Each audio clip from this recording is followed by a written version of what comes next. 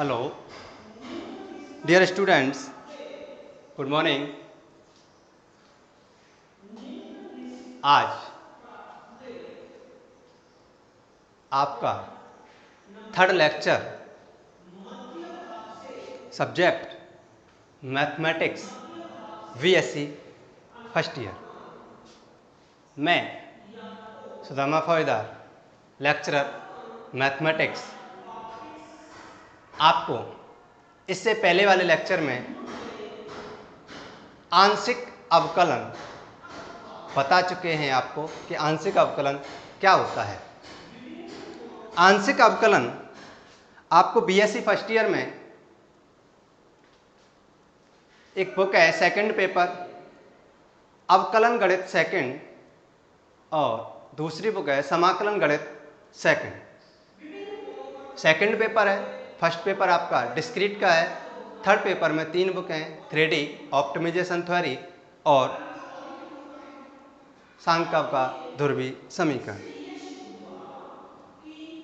Second paper में हम आपको चैप्टर नंबर 5 आंशिक अवकलन की एक वीडियो बना चुके हैं। आंशिक अवकलन सभी स्टूडेंट समझ चुके होंगे। आंशिक अवकलन के बाद चैप्टर नंबर 5 में समघात फलन, इसमें क्या है, समघात फलन है, लेकिन समघात फलन पर आयलर प्रमेय, होमोजीनियस फंक्शन, सभी जानते हैं समघात फलन। अब आपको यहाँ पर आंशिक अवकलन में समघात फलन क्या होता है ये बताना है आपको। कि समघात फलन नाम से ही स्पष्ट हो रहा है कि उसमें समान घात होंगी, नाम से स्पष्ट हो रहा है समघात। तो मैं आपको परिभाषा बताऊं समघात फलन की, तो दो या दो से अधिक चरों x y z, और भी हो सकते हैं, 2 या 2 से अधिक चरों का एक ऐसा फलन जिसमें प्रत्येक पद में, फलन के प्रत्येक पद में इन चरों की घातों का योग समान आए। मतलब प्रत्येक पद में कहने का मतलब है इस पद में भी चरों की घातों का योग समान आए, दूसरे पद में भी चरों की घातों का योग समान आए। इसी प्रकार से सभी पदों में चरों की घातों का योग समान आए, उसे हम समघात फलन कहते हैं। जैसे कि मैं 2 वेरिएबल लेके चल रहा हूँ, 2 या 2 से अधिक चर 2 वेरिएबल का लेके चल रहा हूँ। fxy बराबर x³ x² y x y² plus π3। ये आपका एग्जाम्पल है। आप बताएं, इसमें 2 वेरिएबल का फंक्शन है, x की 3 घात है, दूसरे पद, ये पद है इसके, ये पहला पद है, ये दूसरा पद है, तीसरा, ये चौथा पद है। प्लस माइनस की भी संक्रिया हो सकती है, कोई दिक्कत नहीं है, यहाँ प्लस है। लेकिन यहाँ पर मैंने कहा है कि समघात फलन में चरों की घातों का योग समान आना चाहिए प्रत्येक पद में। इसमें 3 है, इसमें चरों की घातों का योग 2 है, 1 है, यहाँ भी 3 है, 2 प्लस 1, यहाँ भी 1 प्लस 2, यहाँ आपको 3 दिख ही रहा है। तो ये कितने घात का समघात फलन है बेटा? ये 3 घात का समघात फलन है। इसको मैं बता सकता हूँ ये कितने घात का है? 3 घात का समघात फलन। सभी को दिख रहा है ये 3 घात का समघात फलन है। अब n घात का समघात फलन आपको मैं स्पष्ट कर रहा हूं। n घात का समघात फलन किस प्रकार से लिखा जाता है? वैसे तो मान लेते हैं कि माना n घात का समघात फलन है, जबकि ये एग्जाम्पल मैंने 3 घात का दिया है। अब आगे देखें, 2 वेरिएबल ही लेके चल रहा हूं और 3 घात का समघात फलन के बाद n घात का बता रहा हूं मैं आपको जनरली। तो देखें, a0 x की power n plus a1 a0 x की power n plus a1 x की power n minus 1 y plus a2 x की पावर n माइनस 2 y की पावर 2 y की power 2 plus dot dot a n y की power n, इसी में जुड़ा हुआ है plus dot dot a n y की पावर n, ये इसी में पार्ट जुड़ा हुआ है। अब मेरे को बताएं यहाँ ये a0 a1 a2 an क्या है, कांस्टेंट पार्ट है, क्योंकि फंक्शन में कांस्टेंट भी होते हैं। x की पावर n घात n है। यहाँ देखें चार x और y है, इनकी घातों का योग कितना है आपको पता है n माइनस 1 और एक इसकी है तो n है। यहाँ देखें आप n minus 2 n minus 2 plus 2 n है। यहाँ भी देखें चर की घात कितनी है, तो ये कितने घात का समघात फलन है, n घात का, ये n घात का समघात फलन है। अब यदि इस फंक्शन को मैं रूप में लिख सकता हूं, देखो जनरली मैं किस रूप में लिख सकता हूं इसको, बराबर x की पावर n, तो ये हो जाएगा a0 प्लस a1 x की पावर n, यहां से कॉमन निकाल रहा हूं मैं, x की पावर n पूरे व्यंजक से कॉमन निकाल रहा हूं तो क्या आएगा, यहां x इनवर्स आएगा, वो किसके आ जाएगा y अपॉन x प्लस इसी प्रकार से a n y upon x।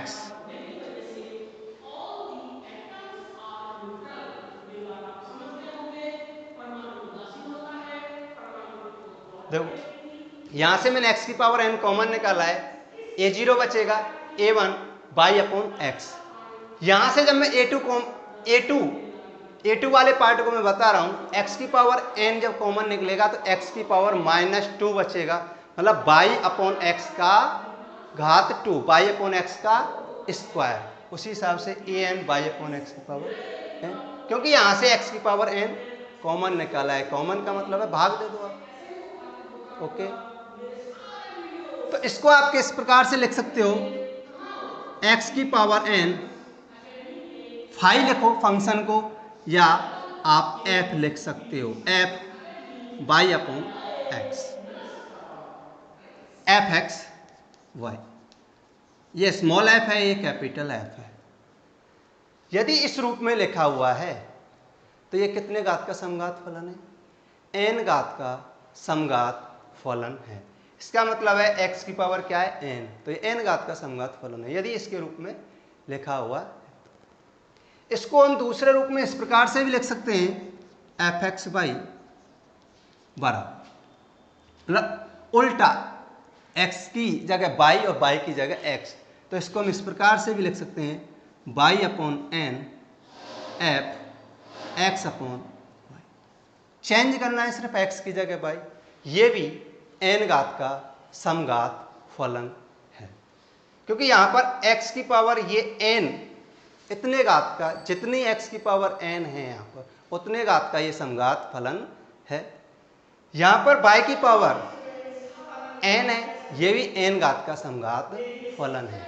अब आपसे मैं कहना चाहूँ कि इस x की पावर n की जगह कुछ नहीं है, मतलब एफ एक्स वाई बराबर ऐसे लिखा हुआ है एफ वाई अपॉन एक्स, कुछ नहीं है तो यहाँ कितना है, एक है, तो एक है तो इसको कैसे लिख सकते हैं, x की पावर 0, x की पावर 0 का मान 1 होगा, तो कितने घात का समघात फलन है, शून्य घात का समघात फलन।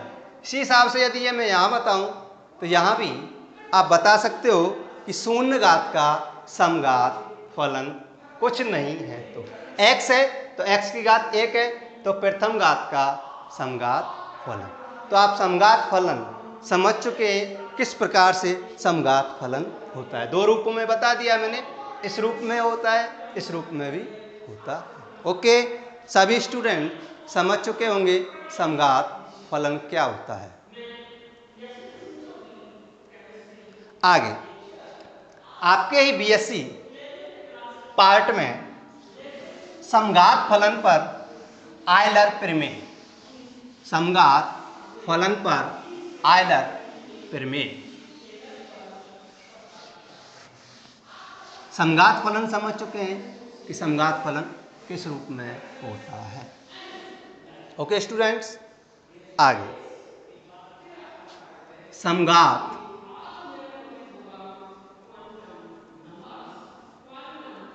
फलन पर आयलर प्रमेय।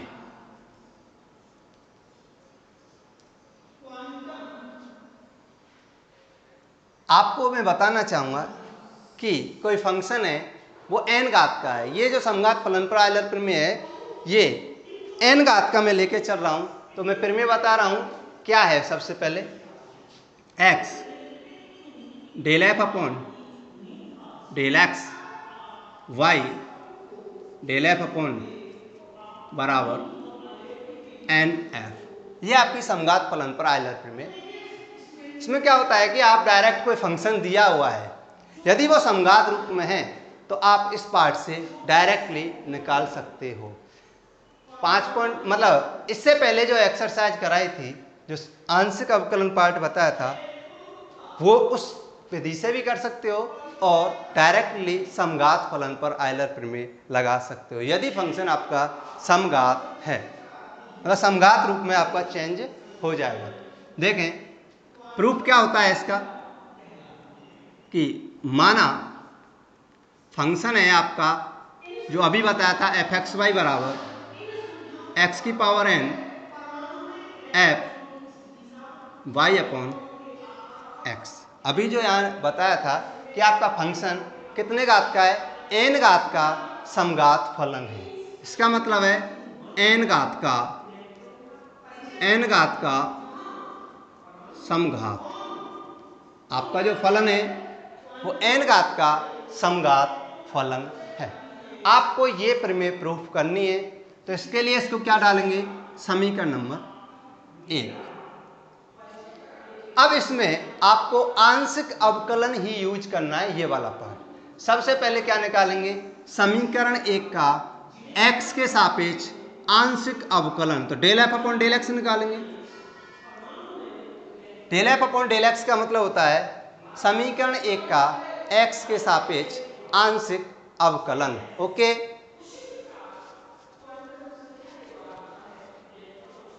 अब देखें del F upon del x, x की पावर एन, ये भी वेरिएबल है और फंक्शन है, तो ये u इंटू बी के रूप में है। एक्स की पावर एन, एक्स की पावर एन का क्या हो जाएगा, एन एक्स की पावर एन माइनस 1 और ये दूसरा पार्ट कांस्टेंट प्लस एक्स की पावर एन स्थिर है, इसका क्या हो जाएगा f dash y upon x.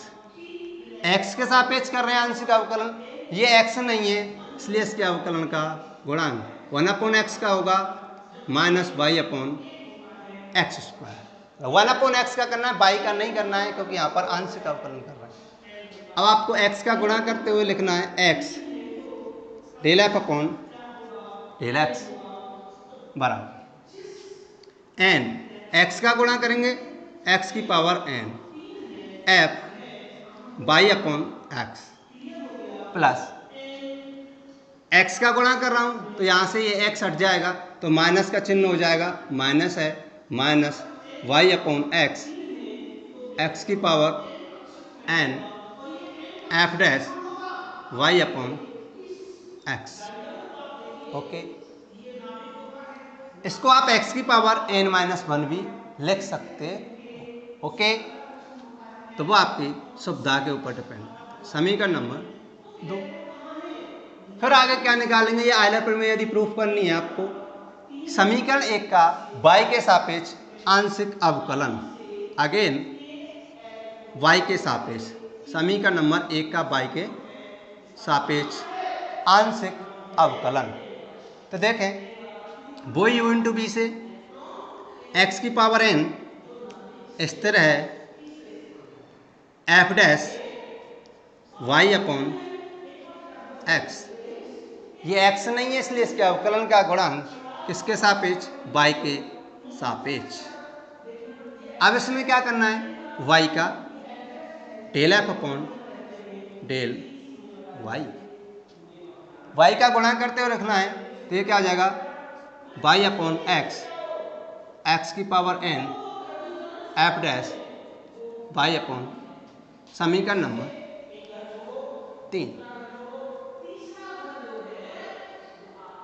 आपको ये प्रमेय प्रूफ करनी है तो क्या करेंगे, समीकरण 2 और समीकरण 3 को जोड़ने पर, समीकरण 2 और समीकरण 3 को यदि आप जोड़ेंगे 2 + 3, यहाँ मैं आपको जोड़ के बता रहा हूँ, 2 + 3 तो क्या हो जाएगा, x del F upon del x y del F upon del y बराबर, देखें समीकरण नंबर 2 ये है, समीकरण नंबर 3 है, ये माइनस का है, ये प्लस का है, देख सकते हो वाई अपॉन एक्स, एक्स की पावर एन एफ डैश, ये इसका सेकंड पार्ट, इसका ये पार्ट कैंसिल हो जाएगा, तो क्या बचेगा, आपका बचेगा एन एक्स की power n f y upon x, यही बचेगा। अब बता सकते हो समीकरण नंबर 1 से ये क्या होता है, बराबर एन एफ। ओके, सभी स्टूडेंट्स इस आयलर प्रमेय का प्रूफ समझ चुके हैं। X del F upon del x plus y del F upon del y बराबर एन एफ। यदि आपका फंक्शन एन घात का समघात फलन है तो आयलर प्रमेय समझ चुके हैं। और एक बात कि आंशिक अवकलन तो यूज होता ही है इसमें, लेकिन आपको डायरेक्टली यदि पूछा जाए कि इसका मान कितना होगा, मान के चलो आपका फंक्शन शून्य घात का समघात फलन है, तो यहाँ क्या आएगा, x del F upon del x plus y del F upon del y बराबर 0, शून्य घात का समघात फलन। यदि प्रथम घात का समघात फलन है तो n की जगह 1, 2 घात का है तो 2, मतलब ये n घात का समघात फलन है, इसलिए यहाँ पर n आया, शून्य घात का शून्य आएगा, शून्य का गुणा 0 आएगा। ओके, सभी स्टूडेंट समझ चुके हैं। आगे एक एग्जाम्पल है समघात फलन पर, इस आयलर प्रमेय के ऊपर एक एग्जाम्पल बता रहा हूँ।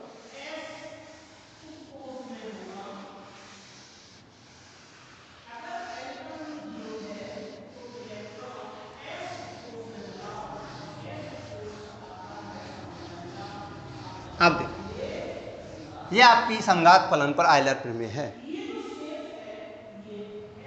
अब देखो, मैं आपसे कहूं कि